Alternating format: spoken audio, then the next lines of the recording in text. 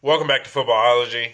So today I want to bring you guys my top 5 wide receivers for the 2019 season. These are 5 guys that I feel like their teams are going to be able to rely on a consistent basis, game in and game out, and 5 guys that I think are just going to dominate overall this upcoming season. So I'm excited for you guys to see this list. Let's get right into it.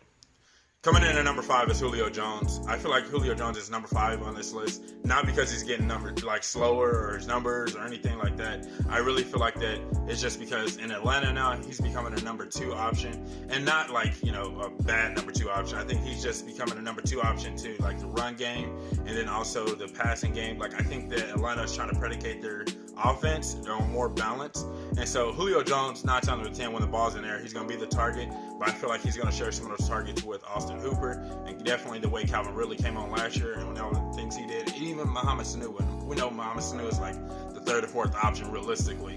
But I think with Julio Jones, I think him being a number 5 receiver in the NFL is just because the way the offense is about to be built in Atlanta and the way they want the offense to go. Number 4 on my list is Keenan Allen. Now with Keenan Allen, the reason why he's number 4, and personally I'm a huge Keenan Allen fan, like even with them being in our division, I'm still a huge Keenan Allen fan just because of his size. Guys his size, I think he's like 6'3", 200, somewhere around there. Like I'm not sure his weight, but I know he's like 6'3". He's a taller receiver. But the thing that like is so impressive with him is his route running ability at his size. I think he's probably the most elite route runner in the NFL. I'm talking about better than Odell. I'm talking about better than AB. I'm talking about better than Julian Edelman. Any of those guys that you think that have that shiftiness and that route running ability, I think Keenan Allen's better than any of those guys. And he's a big receiver. And so he can play inside and out. And then you think about in San Diego, and LA, he's probably, that number 2 option, just like Julio Jones. That's solid too because of Melvin Gordon, guys like Hunter Henry, and then Mike Williams. I think is about to be a beast this year. I think he's really about to come on and trying to set himself up for success and a really good contract. But realistically, I think Keenan Allen being number 4 on this list is a good spot for him. And the only other thing that really scares me off with Keenan Allen, and the reason why I couldn't put him up at number 1 or number 2, is because of his injury. I think he's getting there to the point where he's starting to understand how to stay healthy. And so as long as he can stay healthy, I think he's probably one of the top 5 receivers in the NFL. Number 3 on my list is Michael Thomas. Now, with Michael Thomas, you can clearly see the growth with him. And then definitely having a Hall of Fame quarterback like Drew Brees doesn't hurt his situation at all. But I think when he was coming out of Ohio State, a lot of people were kind of curious of what he was going to be as far as a receiver. I think the year before that, Devin Smith had just came out, and he was just kind of like on that rocker. Like everybody was like, Devin Smith maybe. And then you get this guy, Michael Thomas, coming out, and you're like, okay, he's a 2nd-round pick. But I think that he's shown that he has that same route running ability as Keenan Allen. Not sure if it's as fluent as Keenan Allen's, but he doesn't have that, it's not that elite, but it's definitely there.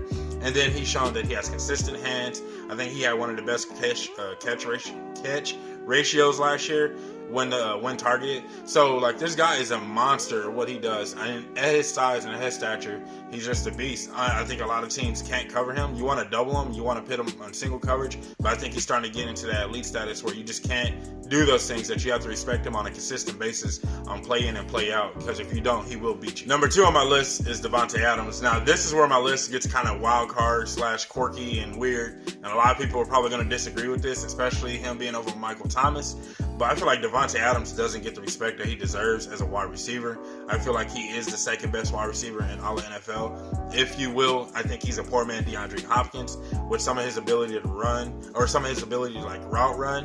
I think he has good speed. I think he has speed that a lot of people don't expect. He has good agility. He has good strength. I think overall he's a solid receiver, and he's definitely a number 1 receiver. And he's shown this last year that he can be that go-to target for Aaron Rodgers. And I think now with the new system that they're going to have in place in Green Bay, I think he's about to get a lot more targets. I think he's about to eat a lot more. And I think now he's about to definitely creep into that category as top 5, or that elite receiver that teams are going to start to kind of put respect on. And it's not that teams don't respect him now. I just think that it's Davante Adams, and people are like, oh, okay, you got Aaron Rodgers. But I really feel like that if he goes to any other team, he can be just as dominant as he is with Green Bay, with any other team in the NFL. It's time for people to start putting respect on Davante Adams' name. I don't think he gets the credit that he deserves. Now, coming in at number 1, this is easy. This is a no-brainer. The best wide receiver in NFL today, as of right now, is DeAndre Hopkins. The things that he is capable of doing when the ball's in the air is ridiculous. He has the ability to toe tap like Antonio Brown. He has the route running ability like a Keenan Allen or Julian Edelman, like a small shifty receiver.